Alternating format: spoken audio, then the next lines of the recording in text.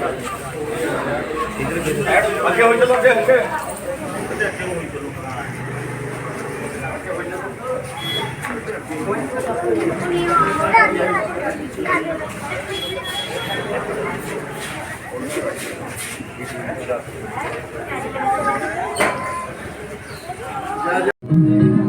स्वस्ति न इन्द्रो वृद्धश्रवाः स्वस्ति न पूषा विश्ववेदाः स्वस्ति नस्तार्क्ष्यो अरिष्टनेमिः पापियों को पाप से तारती हो पापियों को पाप से तारती अमर ग्रंथ यह मुक्ति पंथ यह पंचम वेद निराला नवज्योति जगाने वाला अमर ग्रंथ यह मुक्ति पंथ यह पंचम वेद निराला नवज्योति जगाने वाला हरि नाम यही हरि नाम यही हरि नाम यही हरि नाम यही जग के मंगल की आरती पापियों को पाप से तारती हो पापियों को पाप से तारती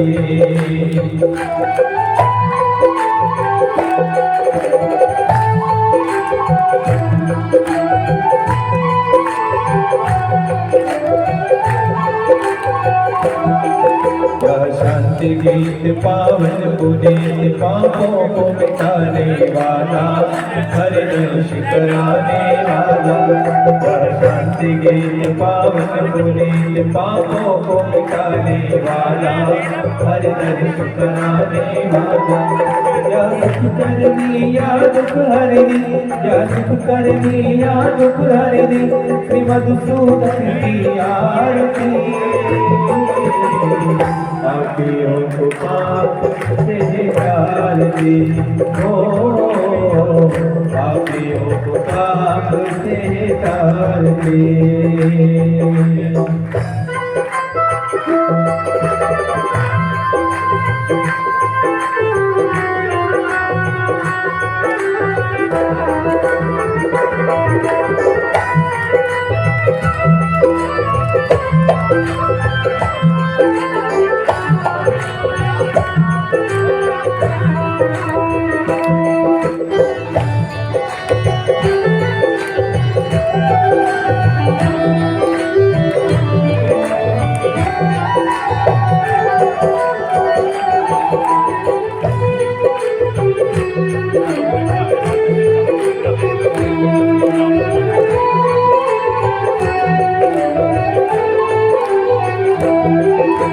मधुर बोल जग मंद खोल सन्मार्ग बताने वाला बिगड़ी को बनाने वाला मधुर बोल जग मंद खोल सन्मार्ग बताने वाला बिगड़ी को बनाने वाला श्री राम यही घनश्याम यही श्री राम यही घनश्याम यही प्रभु महिमा की है आरती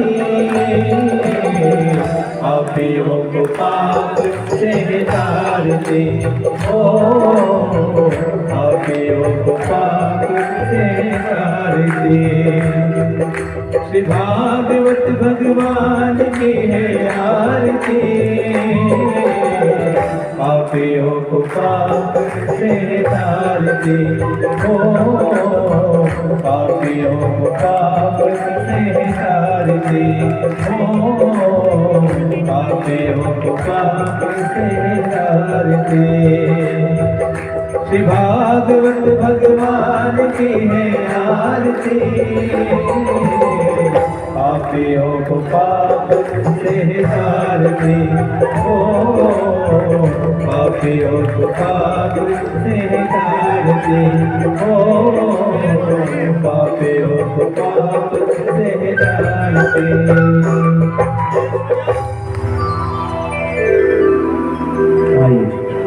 सभी भक्तों से निवेदन अपना अपना स्थान ग्रहण कर लें।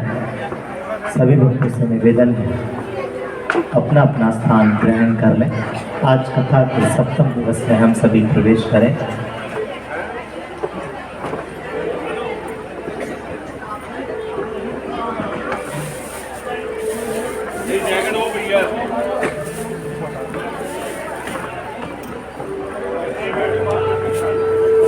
और जैसे कि आप सभी जानते हैं, आज कथा का सप्तम दिवस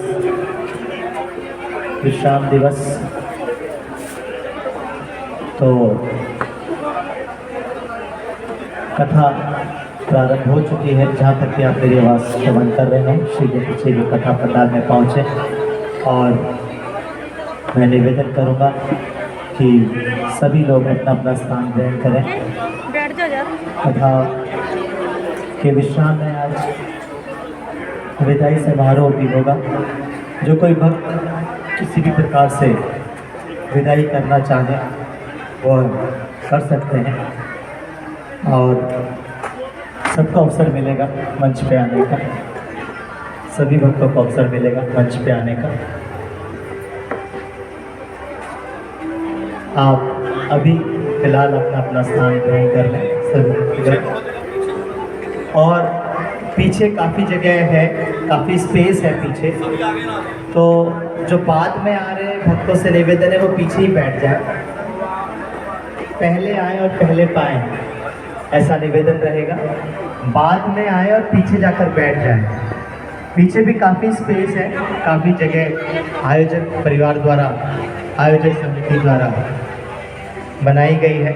सभी भक्तों से निवेदन है आप अपना अपना स्थान ग्रहण कर लें। जैसे कि आप सभी जानते हैं, इस कथा का सीधा प्रसारण हमारे YouTube चैनल, जिसका नाम देवी हेमलता शास्त्री जी है, उस पर हो रहा है।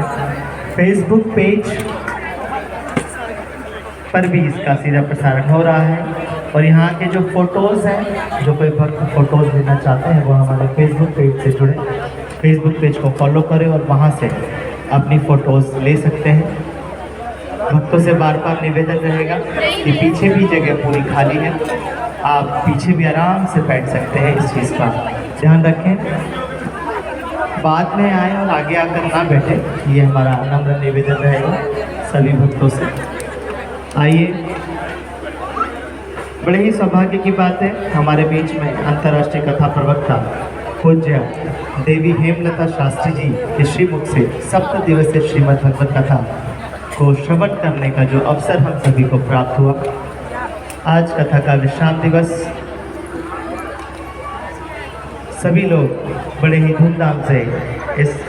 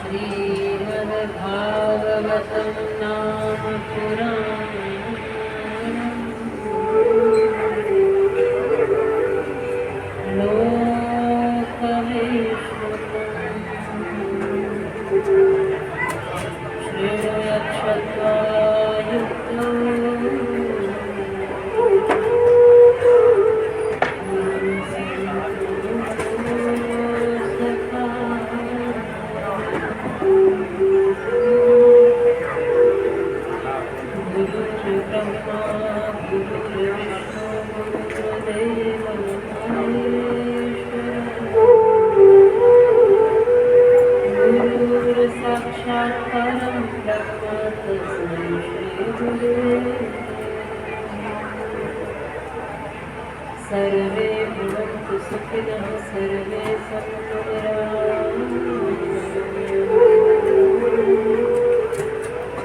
सर्वे भद्राणि पश्यन्तु मा कश्चित्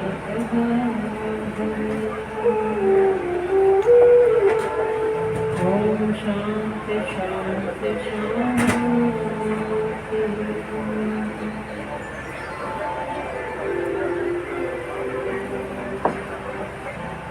बोलो श्री बांके बिहारी लाल की, श्री राधा रानी सरकार।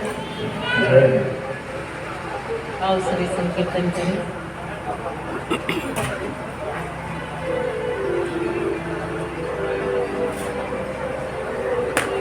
हमारो धन राधा श्री राधा श्री राधा हमारो धन राधा श्री राधा श्री हमारो धन राधा श्री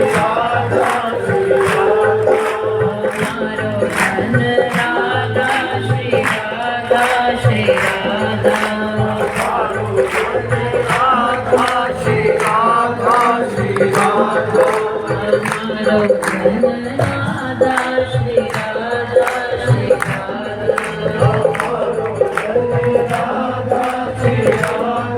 श्री परम धन राधा राधा राधा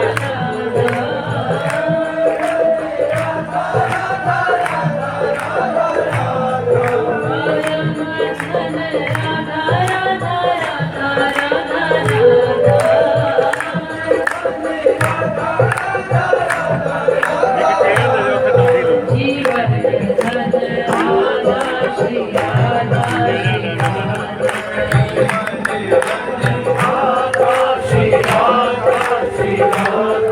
हमारा धन राधा श्री राधा श्री राधा हमारो धन राधा श्री राधा श्री राधा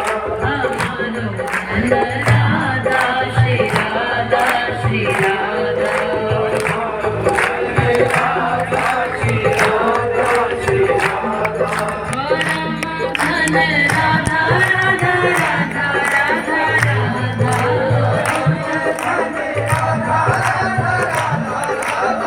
परम धन राधा राधा राधा राधा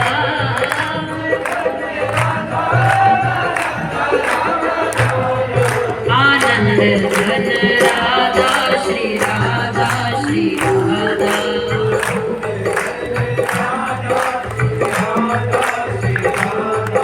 आनंद धन राधा श्री राधा श्री राधा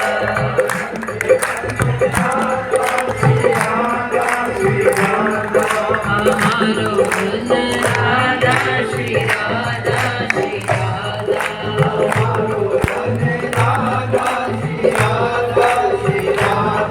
हमारो धन राधा श्री राधा श्री राधा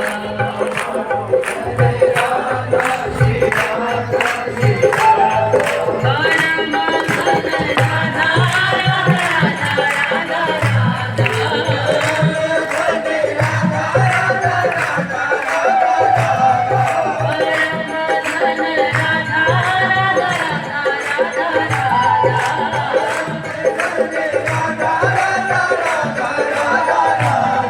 जीवन धन राधा श्री राधा श्री राधा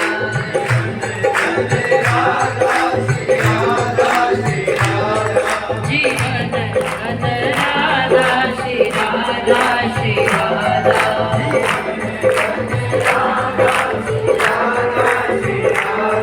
हमारो धन राधा श्री राधा श्री राधा हमारो धन राधा हमारो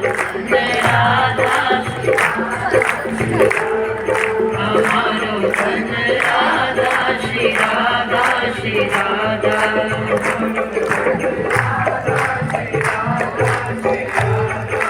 हमारो धन राधा श्री राधा श्री राधा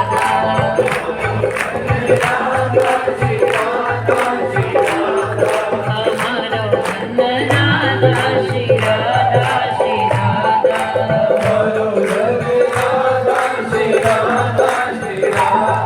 हमारो धन राधा श्री राधा श्री राधा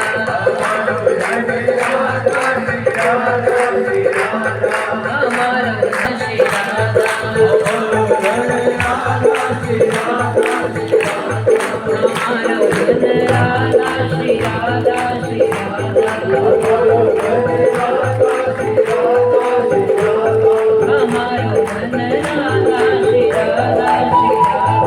हमारो धन राधा श्री राधा श्री राधा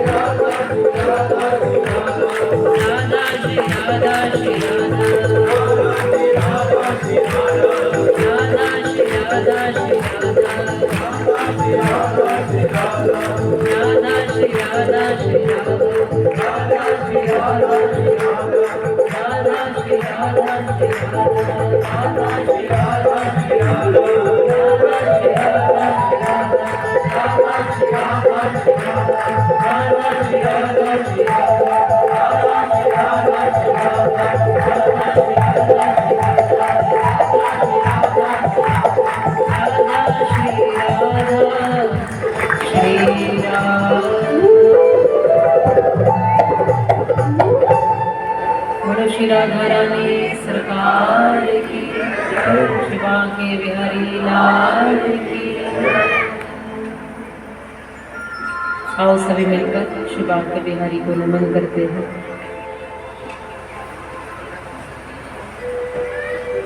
आप सभी श्रद्धालु भक्तों को बारंबार नमन।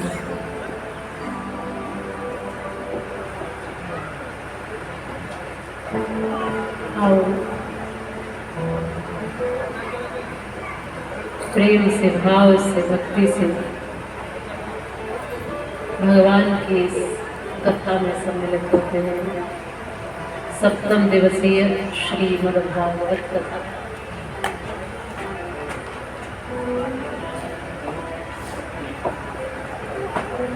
आज सप्तम दिवस में हम और आप सब प्रवेश करते हैं ठाकुर के भरोसे, भगवान के भरोसे, गोविंद के भरोसे अपने जीवन की नाव को समर्पित करते हुए यह भाव रखकर जहाँ ले चलोगे वहीं मैं चलूँगा, जहाँ नाथ रख लोगे वहीं मैं रहूँगा।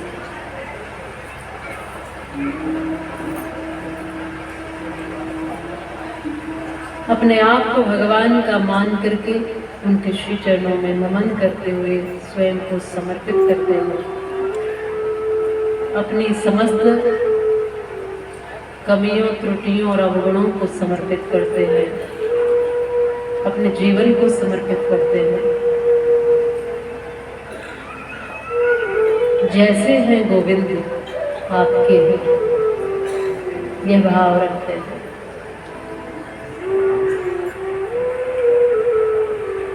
निश्चित ही कृष्ण अपना लेते हैं। अगर नाथ देखोगे अवगुण हमारे, तो हम कैसे भव से लगेंगे किनारे। लाखों लाखों पतितों को आपने तारा है।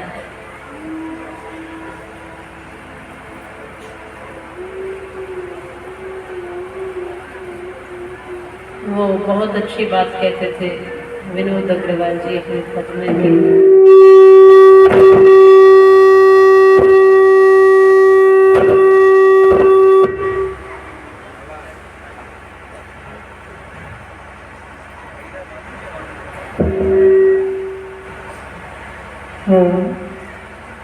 मेरे दिल में रहने वाले मुझसे नकाब क्यों, लाखों को तुमने तारा, फिर मुझसे हिसाब क्यों। मेरे ही भीतर रहते हो और मुझ ही से पर्दा करते हो। मेरे दिल में रहने वाले मुझसे नकाब क्यों, लाखों को तुमने तारा, फिर मुझसे हिसाब क्यों।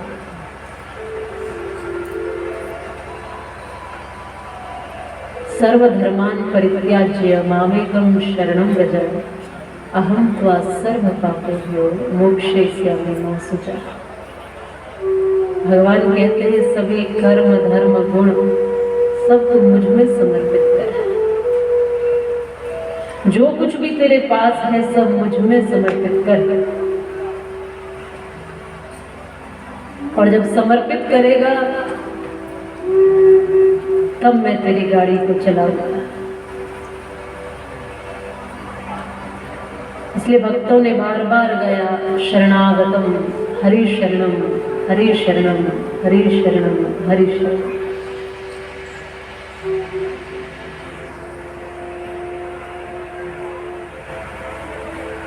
आज विश्राम दिवस है, आज समर्पण का दिवस, भाव का दिवस, प्रेम का दिवस, आत्मचिंतन का दिवस।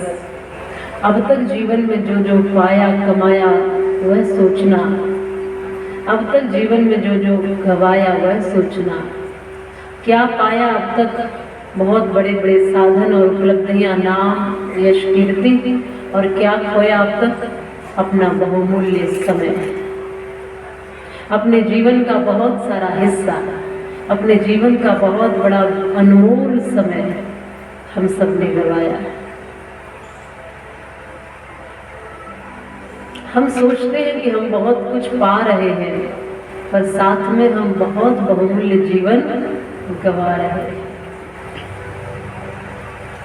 जैसा हर बार मैं कहा करती हूँ, हर घड़ी पर हर घड़ी, जितनी घड़ी अब ना रही, हर घड़ी से हर घड़ी हाथों से निकली जा रही। जो घड़ी हाथों पर बंधी वह न रहने पाएगी, जो घड़ी हाथों से निकली वह न वापस आएगी। जब घड़ी तेरी घड़ी असली घड़ी पर आएगी, कितनी भी चाबी भरते रहना वह न रुकने पाएगी, कितनी भी चाबी भरते रहना।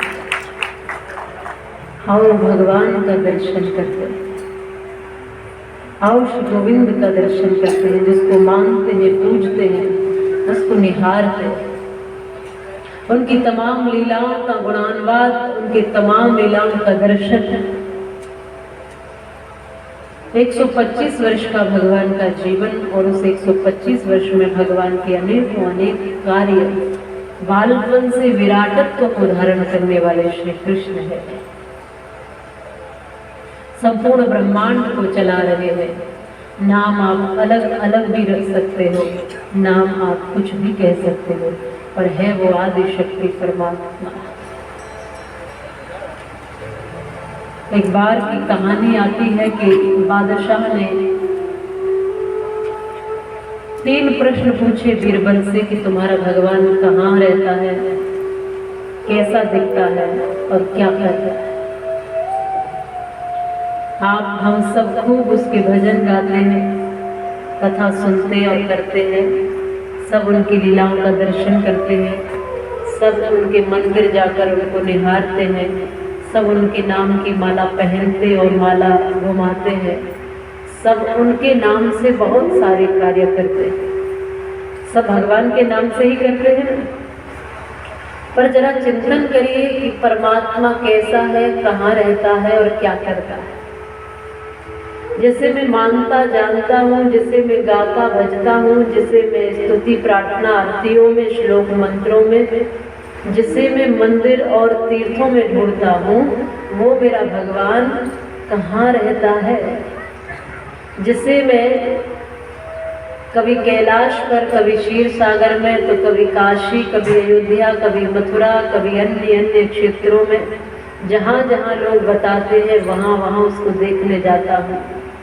क्या देखने जाते हैं तीर्थों में, बोलो? क्या देखने जाते हैं हम मंदिरों में? क्या ढूंढते हैं, क्या खोजते हैं? क्यों उसकी प्रतिमा को अपने घर में सजा कर रखते हैं? क्या सीखते हैं, क्या समझते हैं? आखिर कौन सी उसकी प्रतिमा है? उसकी हजारों हजार प्रतिमाएं अलग अलग मूर्तियों के रूप में है। उसका स्वरूप कौन सा है? उसके तमाम स्थान बना दिए हैं, आखिर उसका स्थान कौन सा है जहां वो रहता है और वो करता है? बीरबल ने बहुत सोचा, चिंतन किया, पर चिंतन करते करते चिंता हो गई, पर समझ में बात नहीं आई। ये प्रश्न कोई सामान्य तो है नहीं। बोलो, आपसे पूछा जाए आपका भगवान कहाँ रहता है, आप कहोगे हृदय में रहता है, तो हृदय में रहता है ये भी बात आप सुनी सुनाई ही तो कह रहे हैं। ये तो आपने आज तक सुना है, उसको देखा है क्या? ये तो केवल लोगों ने बताया कि वो मेरे भीतर रहता है, तो मैंने मान लिया कि भीतर रहता है। अब भीतर किस आकृति में रहता है? भीतर खून बन के रहता है, नस बन के रहता है, नाड़ी बन के रहता है, मांस बन के रहता है, क्या बन के रहता है भीतर? ये तो लोगों ने बताया हमको कि भगवान हमारे भीतर है, हमने मान लिया, पर क्या हमने उसको देखा वहां पर?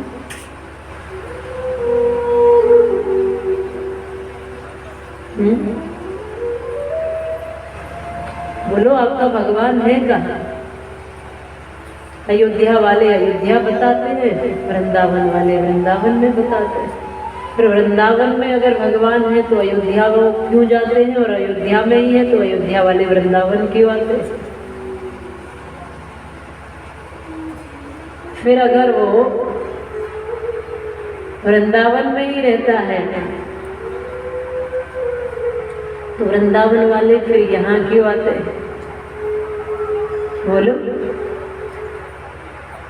अगर वो वृंदावन में ही रहता है तो वृंदावन वाले यहाँ क्यों आते हैं? समराला क्यों आए? और यदि वो समराला में ही है तो समराला वाले फिर वृंदावन क्यों चले आते हैं? अगर भीतर ही है वो तो फिर बाहर मूर्ति क्यों रखते हैं? और यदि बाहर ही है तो फिर भीतर का दावा क्यों करते हैं?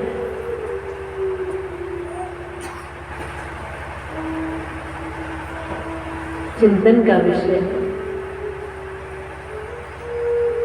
कहाँ रहता है, कैसा दिखता है, क्या करता है, ये 3 प्रश्न।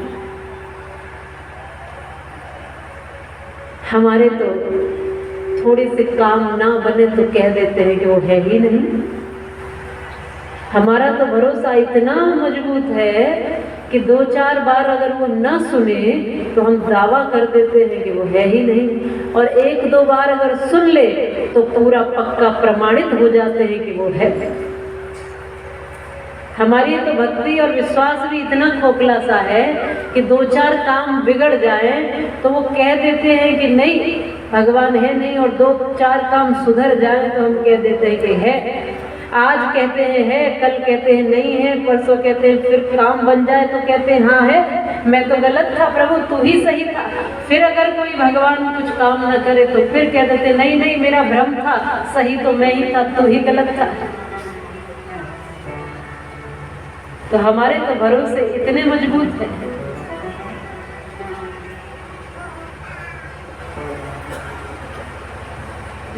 जिस मूर्ति को रात और दिन पूजते हो, यदि कुछ गलत हो जाए तो उस मूर्ति को फेंकने में 2 मिनट नहीं लगाते। अरे कहीं भगवान नहीं, बोलो कहीं सुनता नहीं।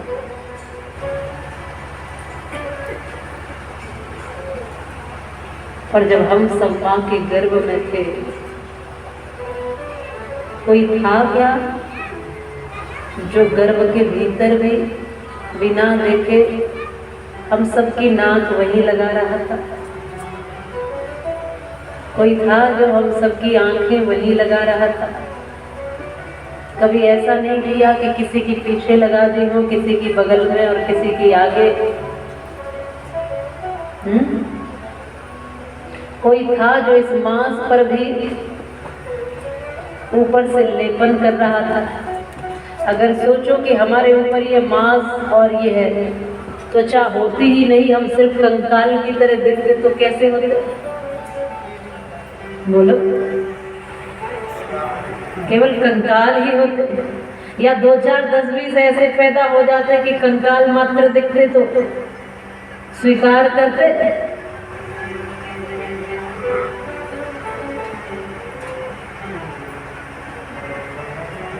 भगवान के मानने वालों के तरीके तो देखिए। जो कहते हैं कि यहाँ रहता है, जो कहते हैं यहाँ रहता है, वो थोड़ी सी देर में यहाँ से निकाल भी देते हैं। देखो तो सही। पूछा कि कहाँ रहता है। अब चिंतन करते करते चिंता हो गई बीरबल। छोटा सा बेटा इनका आया और पूछता है, पिताजी आप क्यों दुखी हैं, क्यों चिंतित हैं, क्यों परेशान हैं? कहा तुम्हारे लायक कोई काम नहीं है, तुम्हारे लायक कोई बात भी नहीं है। तो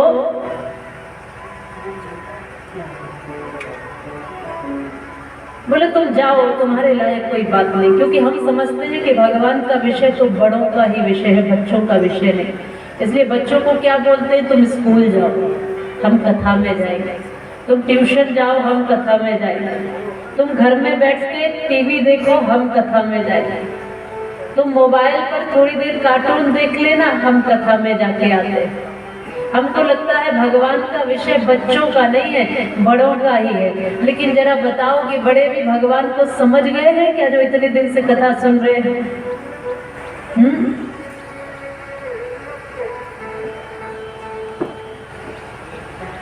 शायद इसको कथा में लेकर आओगे तो वो तुमसे ज्यादा समझ जाएगा।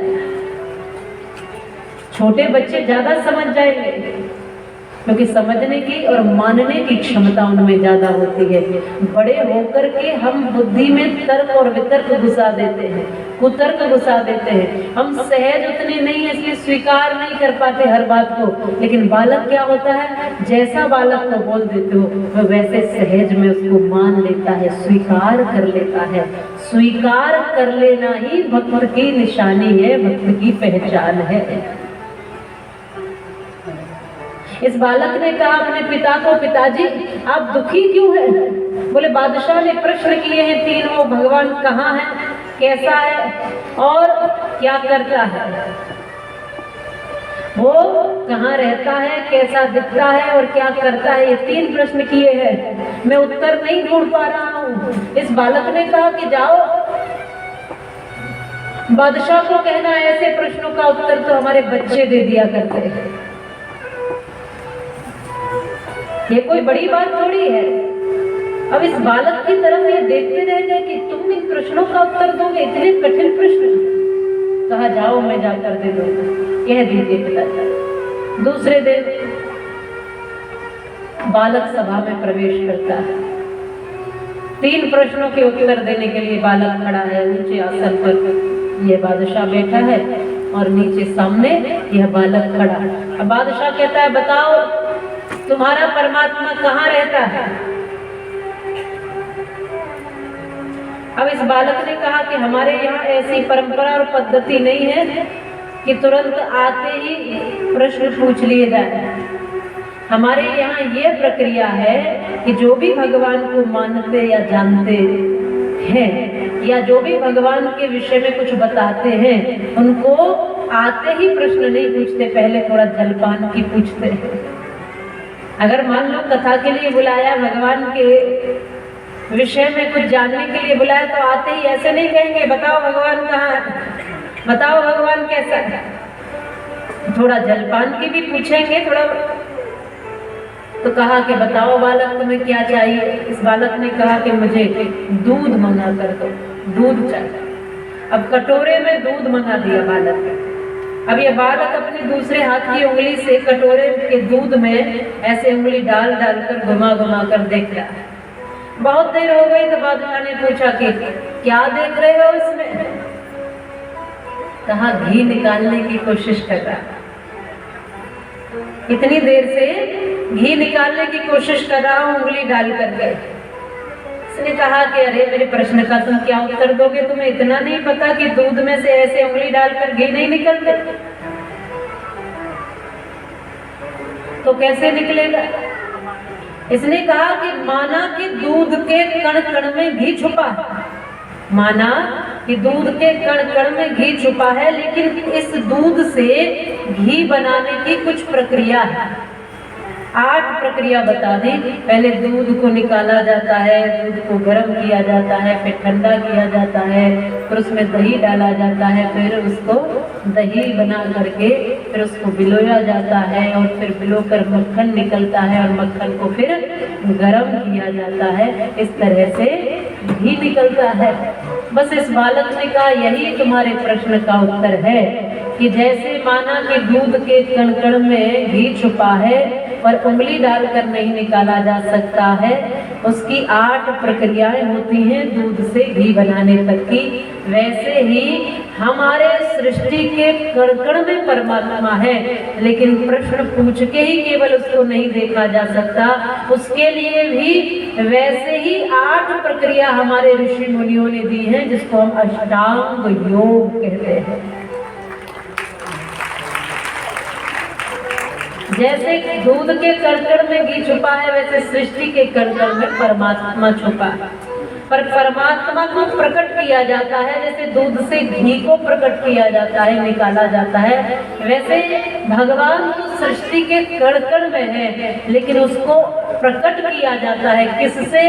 संतों ने गाया है, हरि व्यापक सर्वत्र समाना, प्रेम से प्रकट होए में जाना।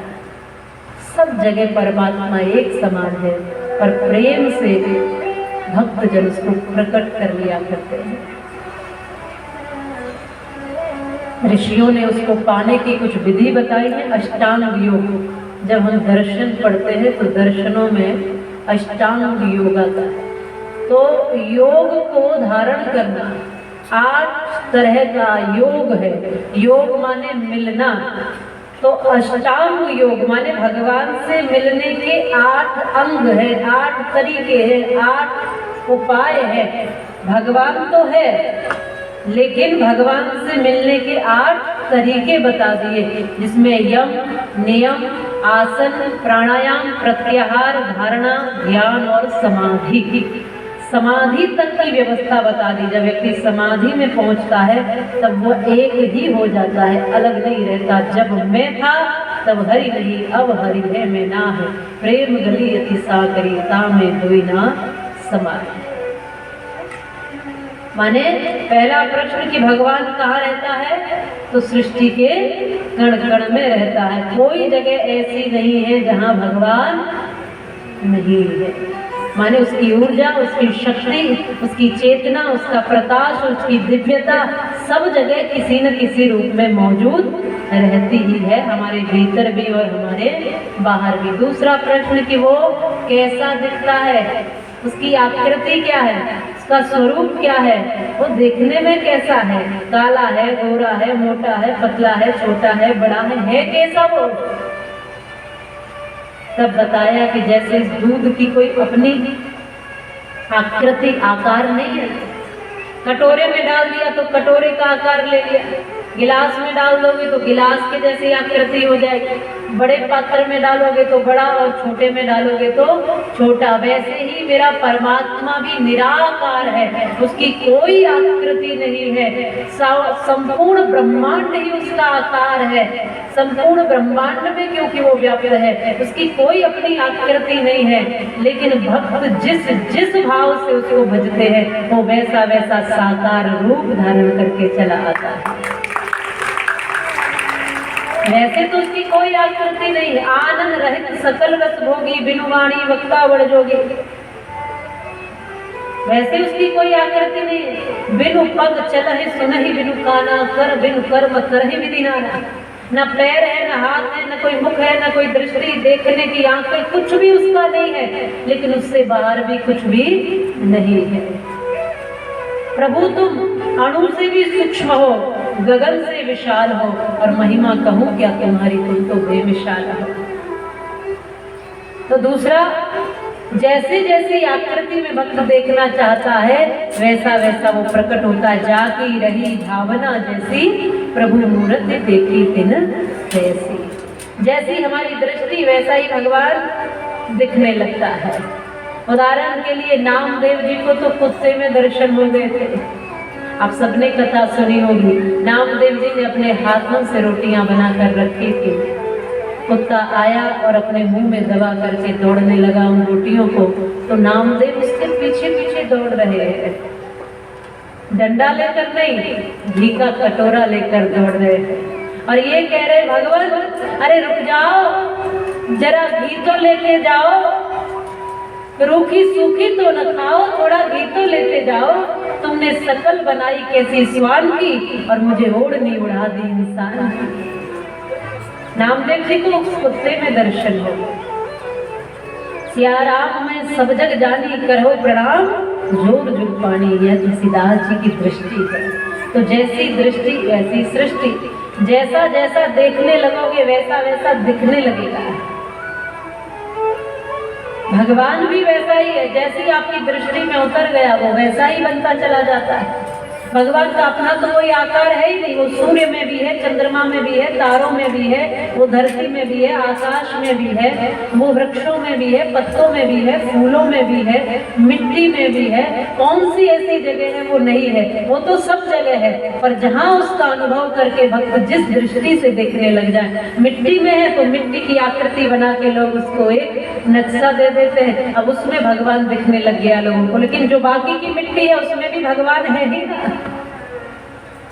सब में भगवान है, सब में परमात्मा है। पर क्योंकि इन आंखों से देखने के लिए कोई आकृति चाहिए, इसलिए हम उसकी मूर्ति बनाकर उसको पूजते हैं। दो प्रश्नों का उत्तर मिल गया। सबसे पहला, भगवान सब जगह कण-कण में रहता है, लेकिन उसको प्राप्त करने के लिए कुछ नियम ऋषियों ने बताया। दूसरा कि उसकी कोई आकृति नहीं है और सब आकृति उसी की है, वह निराकार भी है और साकार भी है। तीसरा, वो करता क्या है? इस बालक ने कहा बहुत देर से प्रश्न पूछे जा रहे हो, और इतने ऊंचे आसन पे बैठ के कोई प्रश्न पूछता है? अब जैसे यहाँ मैं आपसे बैठ के प्रश्न पूछूं और आप नीचे से उत्तर दो तो वो शोभायमान नहीं लगेगा। हमारे यहाँ पर ऐसी पद्धति नहीं है।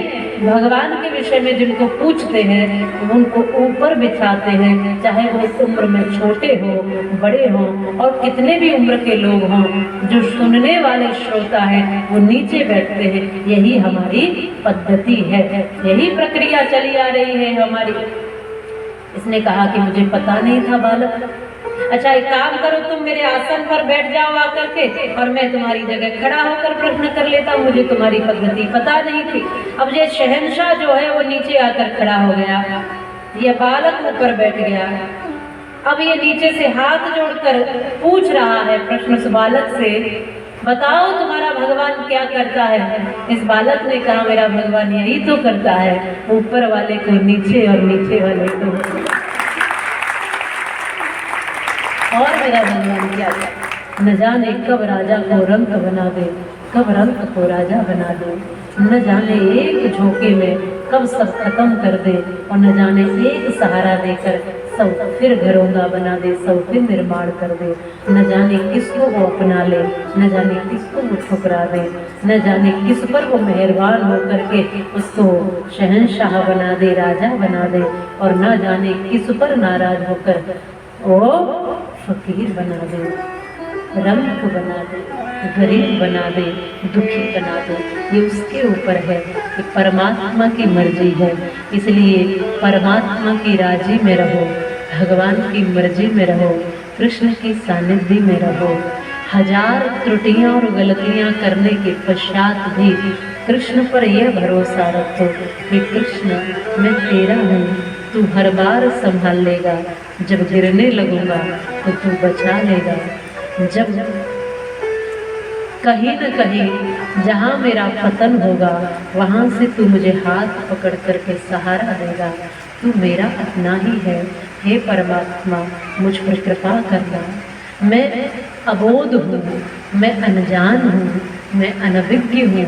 मेरी बुद्धि उतनी ही है जितना मैं दुनिया में चला सकता हूँ, पर मेरे मालिक तू भूत भविष्य और वर्तमान का ज्ञाता है। हे परमात्मा तू तीनों लोकों का स्वामी है। हे मालिक तू तीनों कालों का दृष्टा है, देखने वाला है। मेरी मति आज सोच सकती है, पर तू जिस मति को देता है तेरी ऐसी मति है प्रभु कि तू तीनों कालों का ज्ञान रखता है। और मैं ये जानता हूँ कि तू कभी भी मेरा बुरा नहीं चाहता, कभी भी मेरा बुरा नहीं करता, क्योंकि तू त्वमेव माता च पिता त्वमेव, त्वमेव विद्या द्रविणं त्वमेव, त्वमेव बन्धुः सखा त्वमेव, त्वमेव सर्वं मम देव देव। तुम सब कुछ हो परमात्मा मेरे लिए। और जब ऐसा भरोसा होता है तो निश्चित मानिए कि परमात्मा आपको सहारा देता है और हाथ पकड़ करके आपको आगे लेकर चलता है। इसी भाव में आओ हम सब श्री ठाकुर का दर्शन करते हुए उससे कहें, मुझको माधव का सहारा मिल गया, मुझको माधव का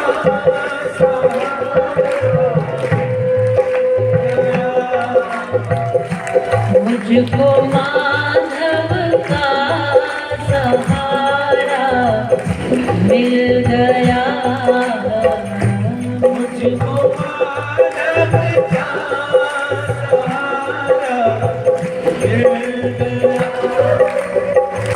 मेरी हस्ती को किनारा मिल गया,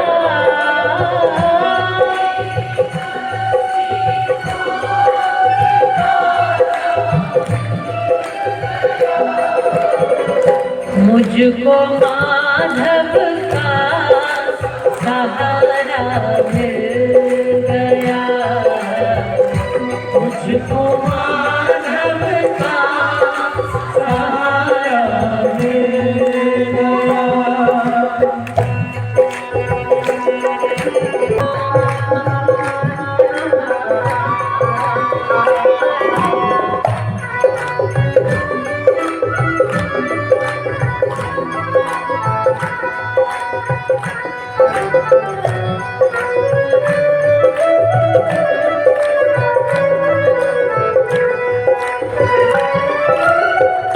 ढूंढती थी मेरी नजरें जो नजर, ढूंढती मेरी नजरें जो नजरों को नजारा मिल गया, प्यासी नजरों को नजारा मिल गया, मेरी हस्ती को किनारा मिल गया, हस्ती को किनारा मिल गया, मुझको माधव का सहारा मिल गया, मुझको माधव का सहारा मिल गया।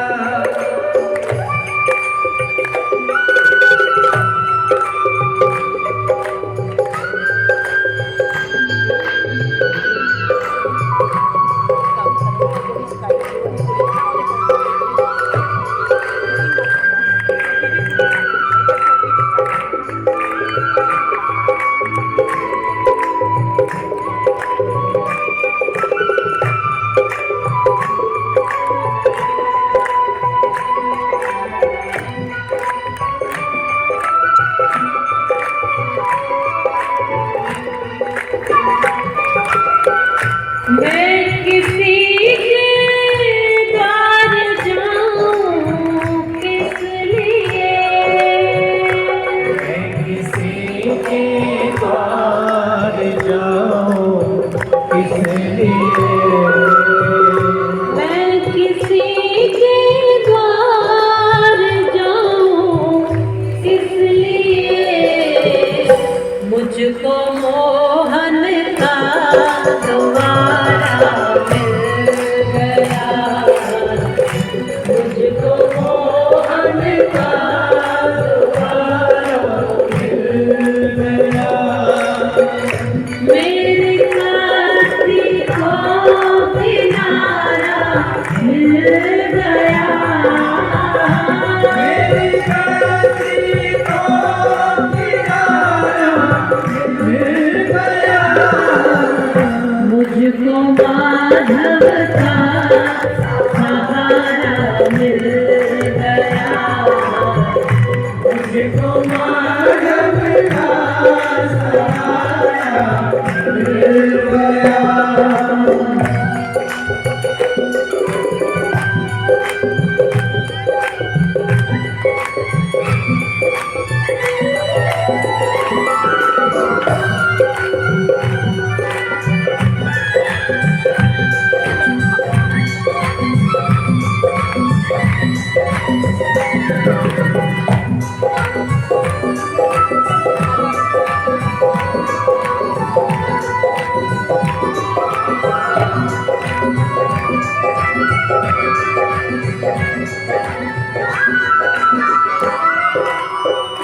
प्रेम में खामोश था भगवान के, प्रेम में खामोश था भगवान के, प्रेम में खामोश था भगवान के।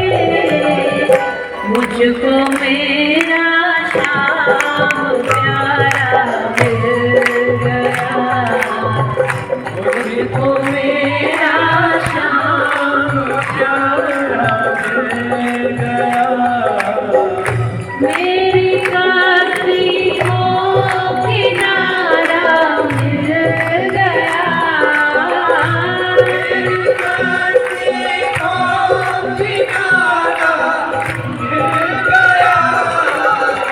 मुझको माधव का सहारा मिल गया, मुझको माधव का सहारा मिल गया।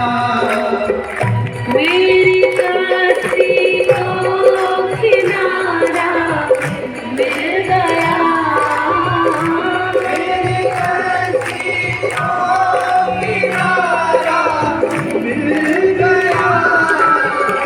मुझको माधव का सहारा मिल गया, मुझको माधव का सहारा मिल गया।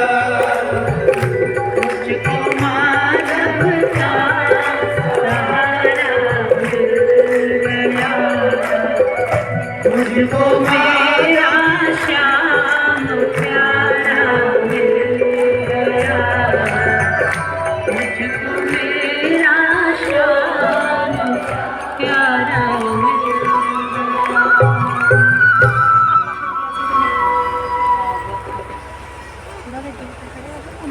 हर जगह मौजूद है लेकिन नजर आता नहीं, और योग साधन के बिना कोई उसे पाता नहीं। जहाँ बैठ जाओ वहाँ पर वो उतर सकता है। आप जंगल में हो, आप घर में हो, आप बाहर हो, आप रास्तों पर हो, आप जल में हो, थल में हो, आकाश में हो, आप किसी भी उम्र में हो, किसी भी काल में हो, किसी भी स्थिति में हो, किसी भी हाल में हो, किसी भी परिस्थिति में हो, वो है, हर जगह है, वो सुनता है, बस सुनाने वाला चाहिए। और वो सुनता वही है जो सही सही है।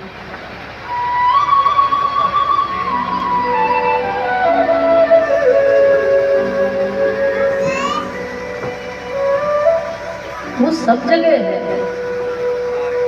तुम जहाँ बैठ जाओ वहाँ सुनता है। ऐसा मत समझना कि मैंने जो मंदिर बनाया, उस मंदिर में जो मूर्ति बिठाई है, उस मूर्ति में ही बस उतरा है, उससे बाहर कहीं नहीं है।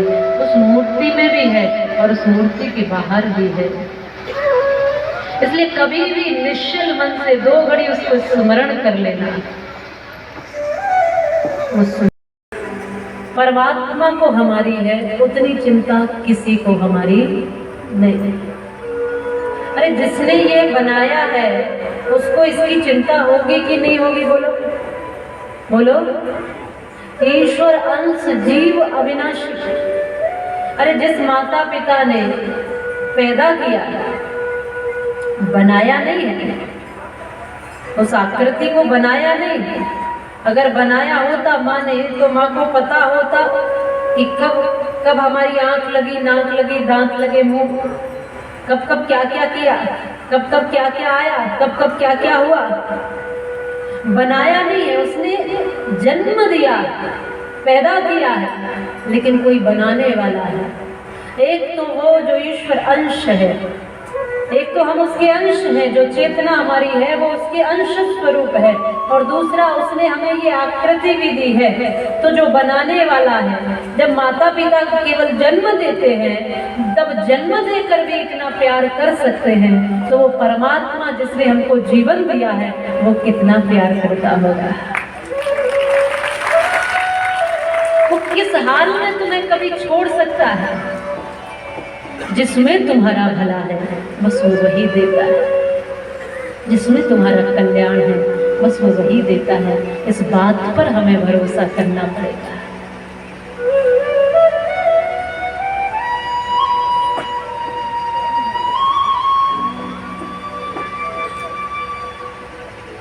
वो बहुत सुंदर भाव गाया करते थे राजेश्वरानंद जी महाराज, जो सोच करे पागल है। हम बहुत सी चिंताओं में डूब जाते हैं,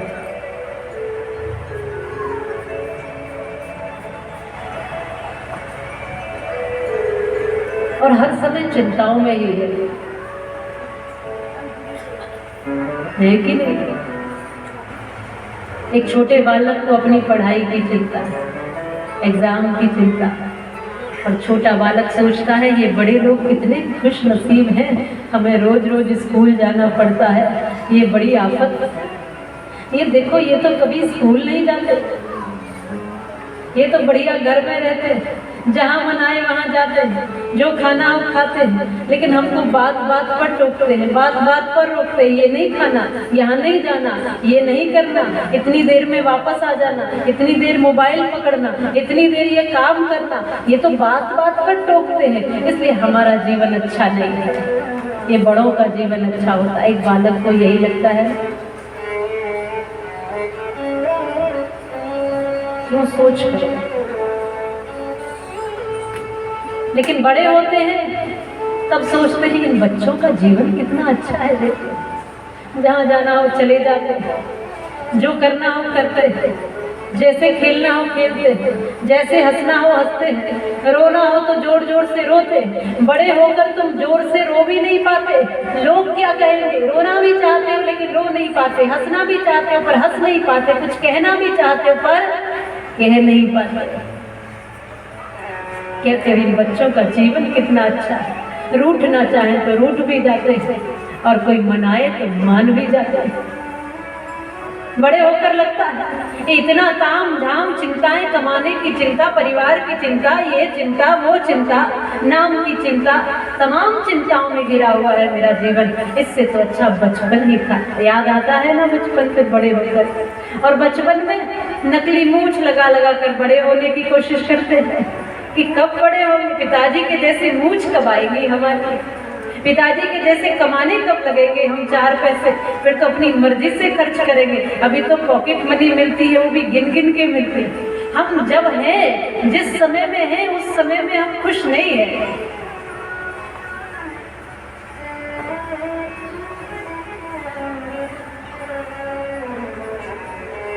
क्यों सोच करे पागल बने।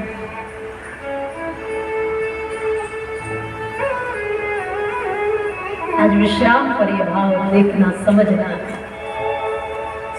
परमात्मा ने हमने उससे जो मांगा हमें वो नहीं दिया, उसने हमें वो दिया जिसमें हमारी भलाई थी या जो हमें जिसकी जरूरत थी। एक बालक होता है ना, नादान, वो जलती हुई आग की तरफ भागता है ना, क्योंकि उसको बोध नहीं है कि इससे हम जल जाएंगे, नहीं है ना वो। माँ उसको पीछे करके कहती है बेटा इससे जल जाओ, वहां नहीं जाना। उसको तो वो चमकती हुई दमकती हुई लग रही है कि कुछ है, पकड़ो इसे, लेकिन माँ तो जानती है कि इसमें जल जाएगा, इसलिए पीछे कर लेती है। वो परमात्मा माँ भी है और पिता भी है। वो जानता है कि मुझे मेरे बालकों को कौन सा खिलौना देना है, किससे खिलाना है।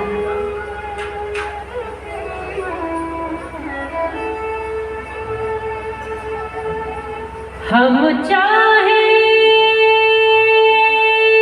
वही हो, जरूरी नहीं।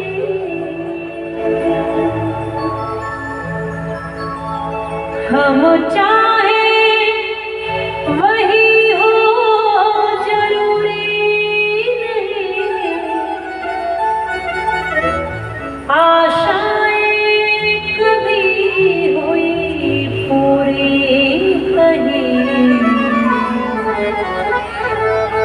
रे सोच तनिक जीवन घटता। रे सोच तनिक जीवन घटता। श्वास जल कितना बीत गया, क्यों सोच करे पागल मन। जो बीत गया सो बीत गया, इस झूठे खेल में मूल्य ही क्या। कोई हार गया कोई जीत गया, क्यों सोच करे पागल मन। प्रभु प्रेम पीयूष पिया जिसने,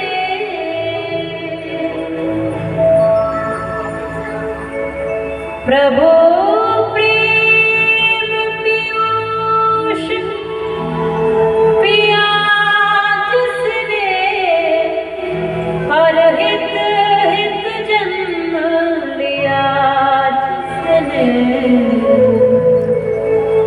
जीवन है वही जो जन जन के, जीवन है वही जो जन जन के। मृदु अधरों का बन बीत गया, क्यों सोच करे पागल मन। जो बीत गया सो बीत गया, इस झूठे खेल में मूल्य ही क्या। कोई हार गया कोई जीत गया, क्यों सोच करे पागल मन।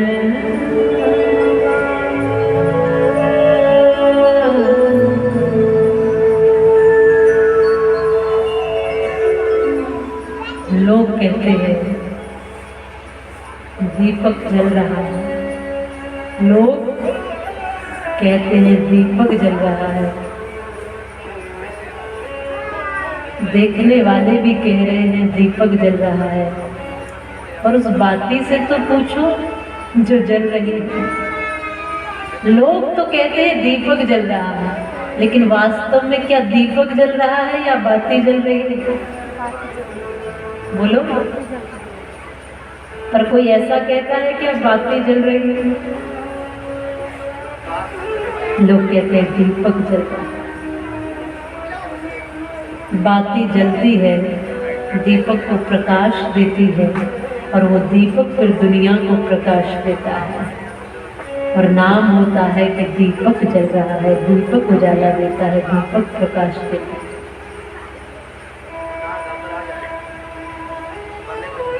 हम सबके जीवन की उपलब्धियां केवल और केवल हमारे कारण नहीं है।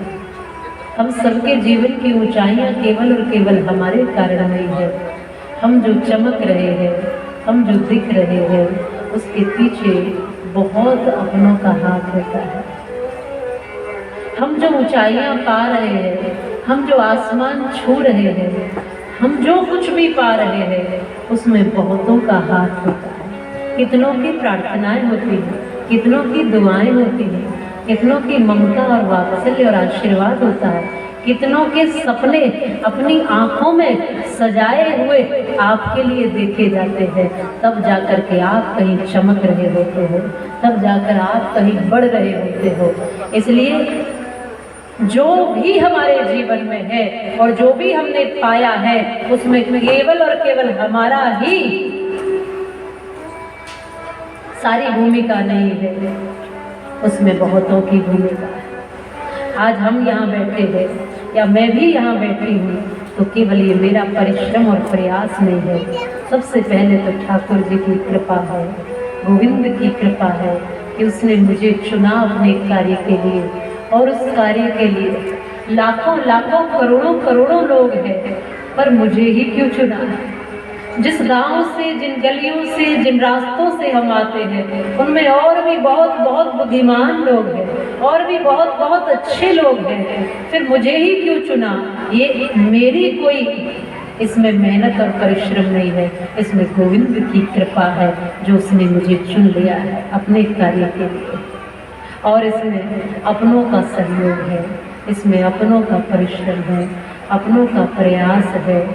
कोई पीछे अपने आप को बिछा देता है, तब जाकर के कोई आगे बढ़ पाता है। इसमें गोविंद की कृपा और अपनों का प्रयास और परिश्रम, अपनों के सपने होते हैं। किसी दूसरे की आंख से आपके लिए देखे गए सपनों को महसूस करना।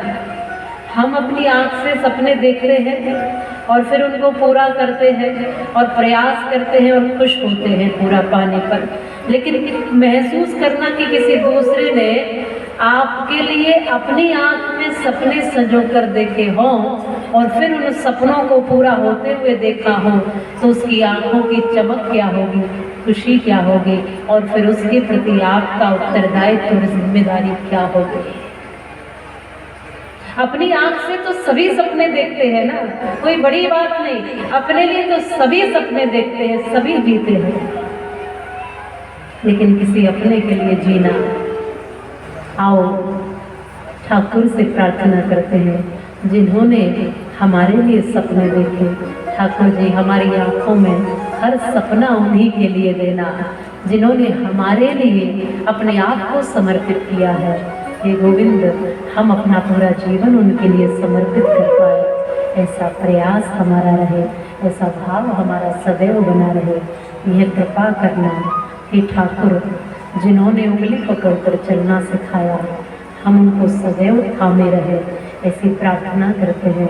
जिसने ऊंचाइयां दी है, उन ऊंचाइयों पर पहुंच करके सदैव उस मूल को याद रखें जो हमारा अस्तित्व बनाता है, ऐसी कृपा करना। हृदय से, भाव से हे गोविंद आपसे प्रार्थना करते हैं, हमें सही मार्गदर्शन देना। हम भूले हुए हैं, हम भटके हुए हैं, हम अनजान हैं, हम अनभिज्ञ हैं, पर तू तो कलाकार है, तू तो जानकार है, तू तो ज्ञानवान है, तू तो विराट है, तू तो करुणाकर है, तू तो दया सिंधु है, तू तो कृपा सिंधु है, तू तो जगन्नाथ है, तू तो दीनानाथ है, तू तो सब पर कृपा करने वाला और सबको सबके भीतर से देखने वाला और जानने वाला है। एक गोविंद कृपा करना। हम सब आज विश्राम दिवस में श्री ठाकुर से अपने सारे कर्मों के लिए क्षमा प्रार्थना करते हैं। प्रभु, जो भी जीवन में कुछ अच्छा किया हो, वह अच्छा हमारे जीवन में हमें ऊंचाइयों की ओर ले चले। जो भी कुछ जीवन में त्रुटियां, कमियां, भूले हुए हैं, उन सब को क्षमा करना प्रभु। सदैव हमारे साथ रहना प्रभु, भूल से भी भूल न कर पाए, ऐसी कृपा करना प्रभु। यह भाव रखना हमारे भीतर बनाकर कहीं न कहीं जाने में अनजाने में बड़ी त्रुटियां हो जाती। आप चाहते नहीं है कि आप भूल करें, लेकिन फिर भी कर देते हैं। आप चाहते नहीं कि आप अपनों को कष्ट दें, फिर भी देते हैं। प्रभु, उस कष्ट से उबारना, उन सब तकलीफों से बाहर निकालना और हमारे जीवन को एक मार्ग देना, ऐसा मार्ग जो सदैव आपके श्री चरणों से जोड़ता हूँ, जो सदैव आपसे जोड़ता हूँ। मैं जिस भी हाल में रहूँ, मेरे पास धन है नहीं है, मेरे पास साधन है नहीं है, मेरे पास संसार है नहीं है, पर गोविंद तू सदैव मेरे पास रहना, मेरी हिम्मत बनकर, मेरी ताकत बनकर, मेरा अपना बनकर, मेरा सब कुछ बनकर। यह भाव जो श्रावण में भगवान के सम्मुख मानो, वो गरीब सा ब्राह्मण सुदामा जिसको अपना लिया है, वो जो भौमासुर की कैद में 16,100 राजकुमार उनको अपना लिया है श्री कृष्ण। कृष्ण वही है जो पतितों को भी अपना ले, कृष्ण वही है जो पापियों को भी सहारा दे दे, कृष्ण वही है जो हम सबको निखार दे। 16,100 राजकुमारियां जो भौमासुर की कैद में थी, भौमासुर को मारकर सबको बाहर निकाल कर कहा जाओ अपने अपने घर। ये सब कहती है कहाँ जाएंगे प्रभु, कोई घर हमारा अपना है ही नहीं। पिता के दरवाजे सदैव बंद हो गए, पति कोई बनना नहीं चाहेगा, हाथ कोई थामना नहीं चाहेगा। अब किस ओर जाए, किस रास्ते पर जाए, हमारे पास बचा क्या है? अब तो कुछ भी नहीं है हमारे पास, एक ही चीज बचती है, आत्महत्या। जब नाम भी नहीं बचा, जब कोई अपना भी नहीं बचा, जब कोई पद भी नहीं बचा, जब कुछ बचा ही नहीं, तो व्यक्ति के पास बचता क्या है? तब श्री गोविंद ने कहा तुम चिंता मत करो, तुम्हारे पिता के दरवाजे बंद है, तुम्हारे को कोई स्वीकार नहीं करना चाहता। ऐसी परिस्थिति में भी तुम यह एक बात स्मरण रखना कि द्वारिकाधीश भगवान श्री कृष्ण तुम्हारा पति है। तुम सब द्वारिका में निवास करो, तुम सब द्वारिका में वास करो। आओ, कोई पूछे कि कौन हो, परिचय की जरूरत पड़े कि कौन हो, तो निसंकोच कह देना द्वारिकाधीश भगवान श्री कृष्ण की पत्नी है, मुझे किसी से भय नहीं लगता। और भगवान ने स्वीकार कर लिया उतनी सब राजकुमारी। और वो तो उनके क्या, वो तो जगत के पति है, कोई 16,100 के पति नहीं, वो जगत पति है, जगत पिता है, जगत पति। कोई जान सका ना तुम्हारी गति। वो तो सबके स्वामी, सबके मालिक, सबके रक्षक, सबके पोषक है। भगवान ने संभाल लिया उस स्थिति को, भगवान ने संभाल लिया गरीब सुदामा को। जब किसी ने सहारा नहीं दिया, किसी ने साथ नहीं दिया, तब कृष्ण सामने थे। रोती हुई आंखों को मेरे श्याम हंसाते हैं, जब कोई नहीं आता मेरे श्याम ही आते।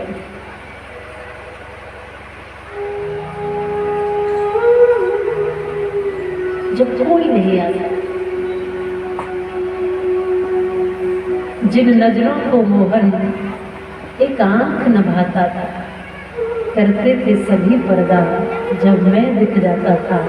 अब वो ही गले लगकर अपनापन जताते हैं, जब कोई नहीं आता मेरे श्याम ही आते।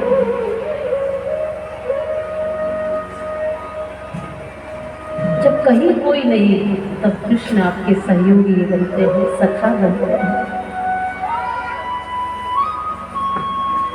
अधिकतर ज्यादातर रिश्ते तो स्वार्थ से ही जुड़े हैं। स्वार्थ होता है तब जुड़े होते हैं, लेकिन परमात्मा का रिश्ता स्वार्थ से नहीं जुड़ता है। कोई स्वार्थ नहीं है उसको हमसे, फिर भी हमारा हाथ थामे हुए हैं।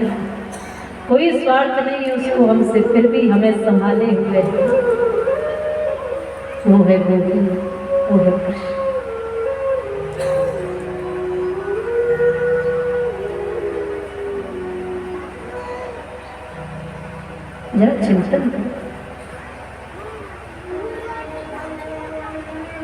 जब सुदामा जी को किसी ने सहारा नहीं दिया तब कृष्ण सहारा बनकर गए। कुछ मुट्ठी चावल के दाने भी बड़ी मुश्किल से मिले, इतनी गरीबी स्थिति। ये गरीबी भी बहुतों की पहचान करा देती।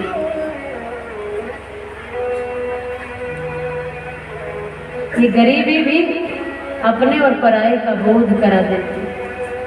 जब तरक्कियों की ओर होते हैं ना तो बहुत आपके अपने होते हैं, लेकिन जिस हाल में जिस समय आपके पास कुछ न हो उस समय भी कोई खड़ा है, समझना वो आपका अपना है, वो आपका मित्र है, वो आपका सखा है, वो ही आपका सहारा है, वही आपका सहयोगी है, वही आपका साथी है।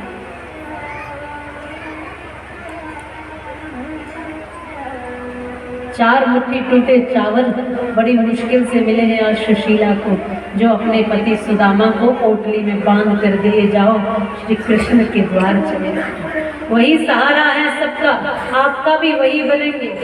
क्यों दुनिया के सहारे ढूंढते हो?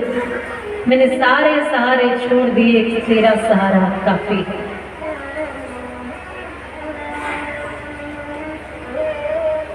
सारे सहारे छोड़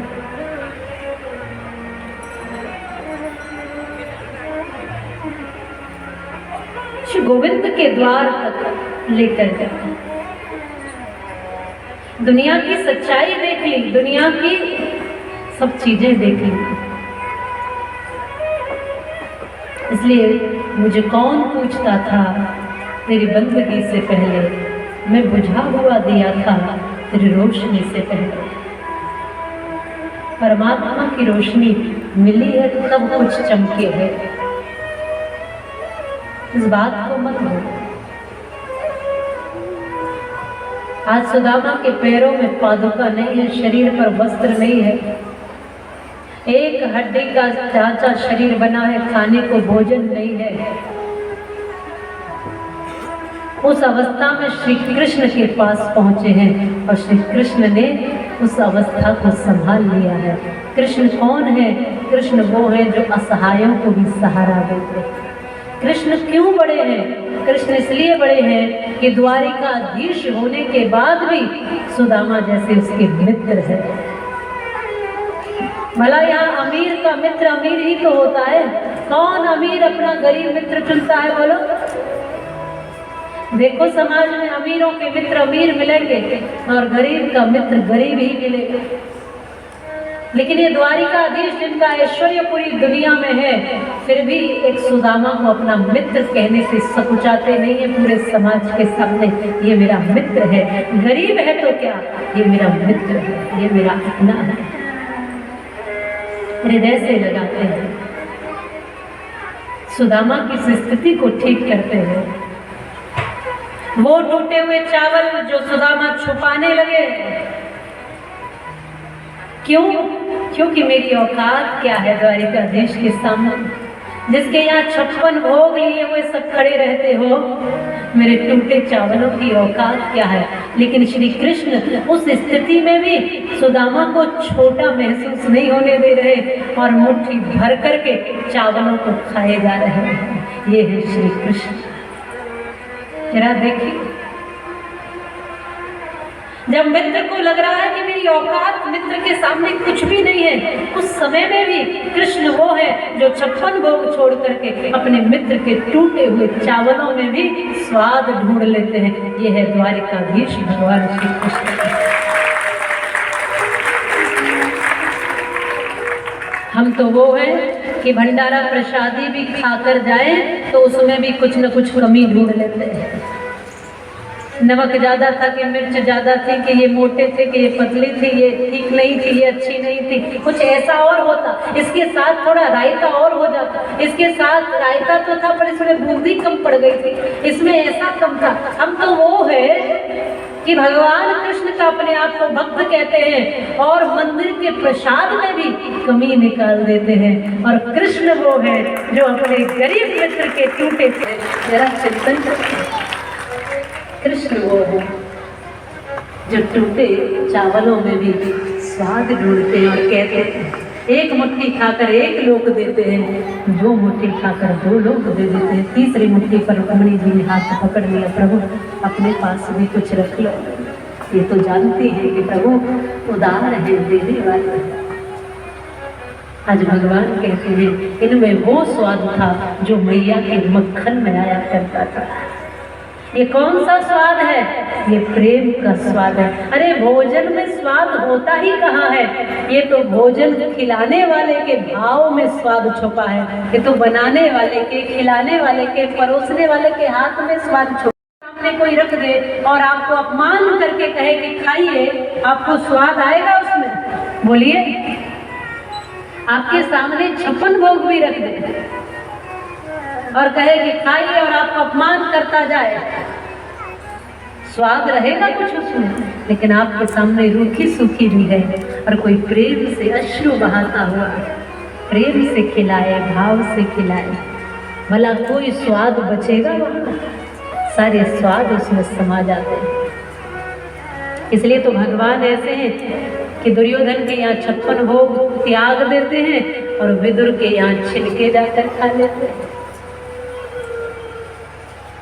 स्वाद उन छिलकों में भी आता है, कोई कृष्ण से जाकर पूछे। इसलिए आज भगवान श्री कृष्ण उन टूटे चावलों को खाते हैं, स्वाद ढूंढते हैं, और थोड़ा सा किसी का ग्रहण किया है तो बहुत ज्यादा उसको देते हैं, देने का भी भाव रखते हैं। इस धरती से थोड़ा सा अन्न लेते हो तो देने का भी भाव रखा करो। अगर किसी से कुछ लेते हो तो देने का भी भाव रखा करो। कृतज्ञ मत बनो, कृतज्ञ बनो। कृतज्ञ मत बनो, कृतज्ञ बनो। अरे किसी से कभी 10 रुपया भी लेते हो तो उसका धन्यवाद करते हो ना। तो सूरज से रोशनी ले रहे हो, चंद्रमा से शीतलता ले रहे हो, जल ले रहे हो, धरती से अन्न ले रहे हो, औषधियाँ ले रहे हो, क्या कुछ नहीं ले रहे हो यहाँ से?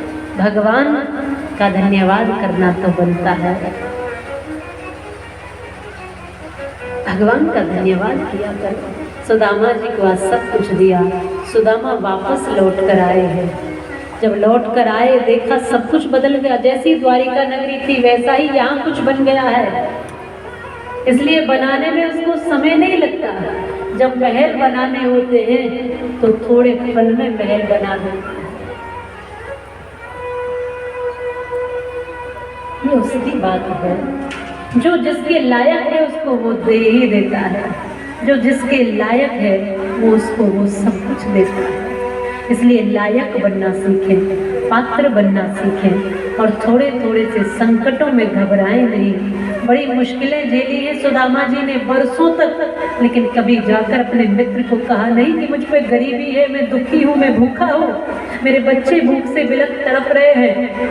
और जब पत्नी ने कहा कि जाकर दर्शन कर आओ, तब गए हैं सुदामा, तब भी खाली हाथ नहीं गए थे। इसलिए याद रखें, कभी मंदिर जाएं, कभी कथा में जाएं, कभी संत के यहाँ जाएं, किसी बहन बेटी के यहाँ जाएं, कभी कहीं ऐसे स्थानों पर जाएं तो कुछ न कुछ जरूर लेकर जाए, खाली हाथ नहीं जाना चाहिए।